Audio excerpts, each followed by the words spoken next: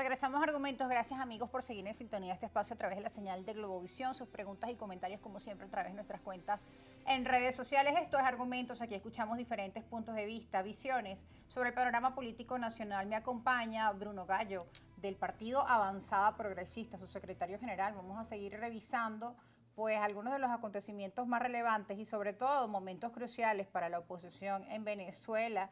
Ya ustedes en alianza con el Lápiz y Cambiemos participaron en la inscripción de la candidatura de Antonio Eckarri. El Lápiz, Cambiemos, el MIN, y recién hoy se apoya a Antonio Eckarri el Partido Ecológico, el Movimiento Ecológico. Bueno, digamos que allí hicieron al menos una especie de alianza de unidad entre varios partidos. Correcto. Calificados como centrados o moderados dentro de la oposición, ya que, como vimos, diferentes figuras de la llamada Alianza Democrática inscribieron sus candidaturas por separado, un hecho que también me llamó la atención y que me parece lamentable porque incluso en esta misma silla algunos de sus miembros habrían dicho que estaban en conversaciones, quizá para llegar a una candidatura, por ejemplo, ¿no? Habría sido lo más lógico. Nosotros tuvimos varias reuniones. En esas reuniones quedó abierta la posibilidad de que se inscribiera más de un candidato, pero que siguiéramos las conversaciones para ir, digamos, simplificando las fórmulas y logrando la menor cantidad de candidaturas de ese sector de la política.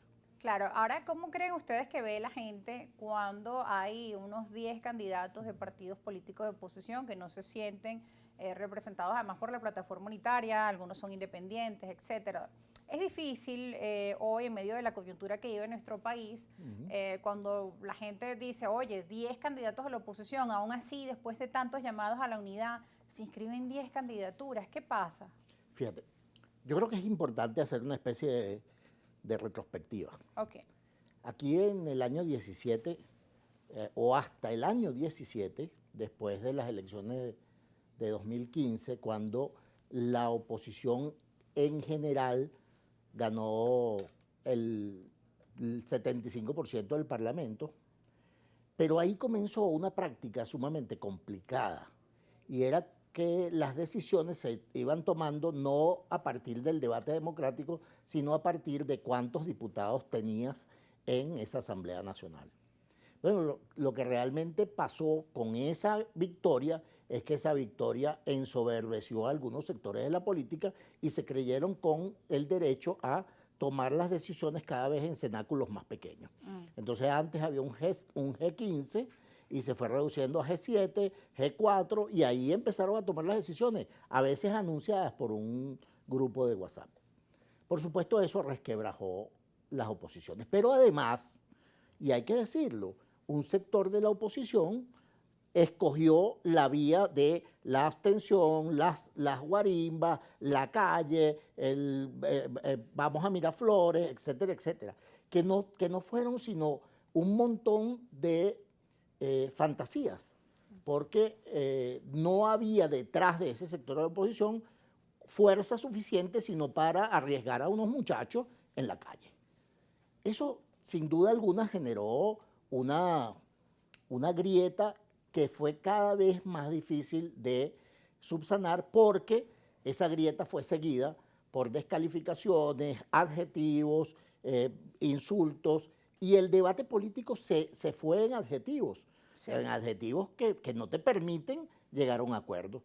En este momento, las distintas sectores de la oposición les resulta más difícil encontrarse entre ellos que reunirse con el gobierno, lo cual es una vergüenza, porque si hay un proyecto medianamente democrático de una sociedad abierta que quiere presentarse como una alternativa frente a lo que hoy tenemos, bueno, debería ser sencillo conversar, dialogar, pero... ¿Y Avanzada Progresista hizo algo por buscar esa unidad, por buscar conversaciones con ese sector? Sí, sin duda. Nosotros todos los lunes invitamos a gente de distintos lugares de la política venezolana, también de otros sectores sociales, pero, bueno, era prácticamente imposible reunirse con lo que antiguamente fue el G4, que pasó a ser plataforma unitaria. Y con un nuevo tiempo han tenido conversaciones, se ha rumorado en las últimas horas que quizá ellos inscriban a Rosario. Hemos intentado, en una oportunidad le hicimos una invitación a miembros de su dirección nacional para que estuvieran con nosotros,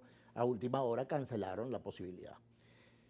Yo creo que es urgente que los sectores democráticos vuelvan a sentarse en un ambiente distinto al de la descalificación y de las redes sociales, que exacerban una especie de fantasía bélica que solo existe en las redes sociales.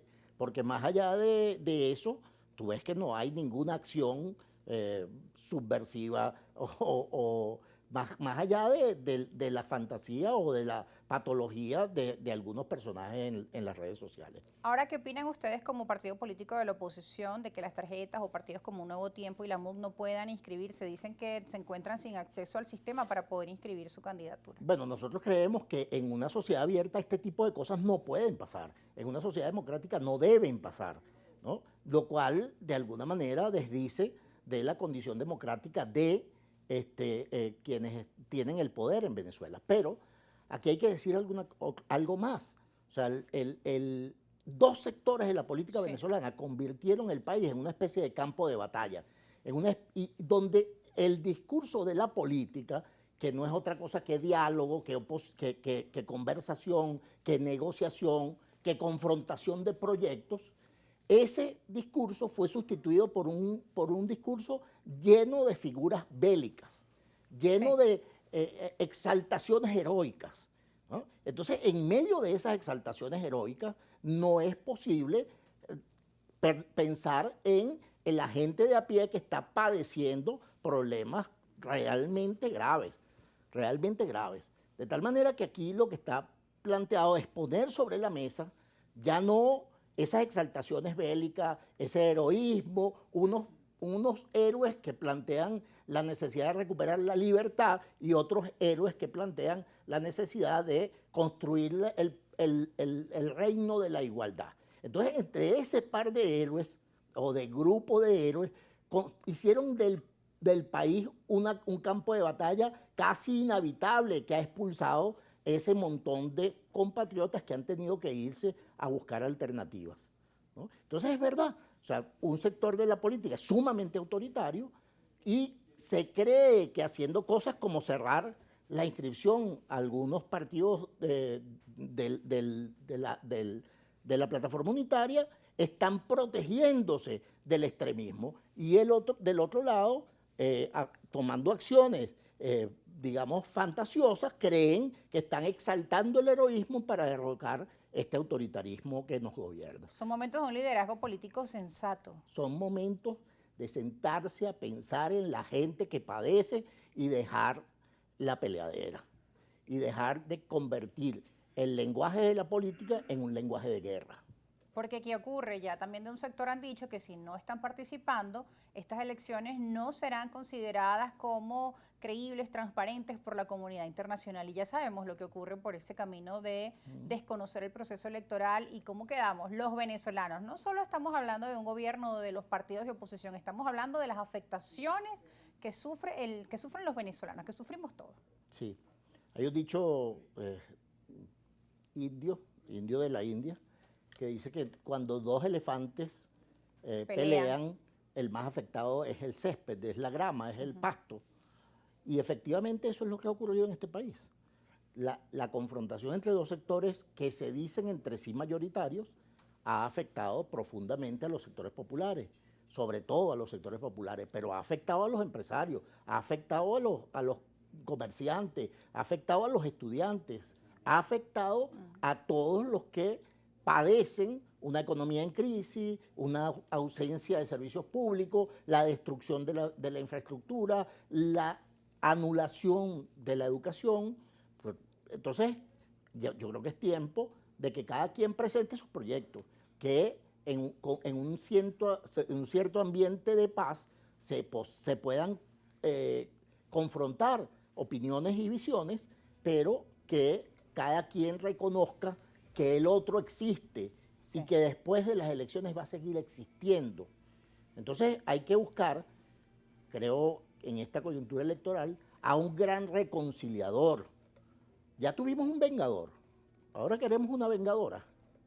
Yo creo que es insensato seguir por el camino de la venganza. Momentos de polarización, de violencia extrema que no han traído ningún beneficio para nuestro país. Seguiremos hablando al regreso de la pausa. Bruno Gallo, dirigente de Avanzada Progresista, sobre los escenarios políticos electorales. Mencionabas un tema importante, ¿qué pasa el día después de las elecciones? Ahorita estamos en la previa, en momentos pues álgidos, ¿no? Ya que es el último día de inscripción de los candidatos. Nos vamos a una pausa y ya regresamos con más, no se aparten.